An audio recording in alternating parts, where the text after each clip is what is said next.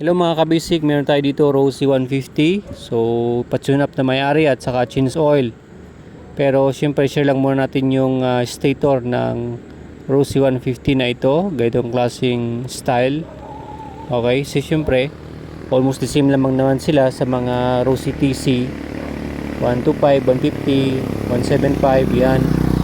So, apat lang yung kanyang wiring sa stator. At yan, syempre green yung common ground natin. Ground yan talaga. At syempre yung blue na may stripe na white, syempre pulsar natin yan. Yan mapunta sa ating CDI para i-timing niya yung ating kuryente. At syempre yung dalawang yellow na yan, yung supply ng ating regulator, okay, na EC, no?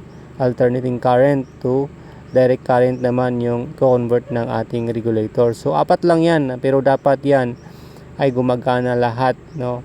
Good ang ground, good ang pulsar, no?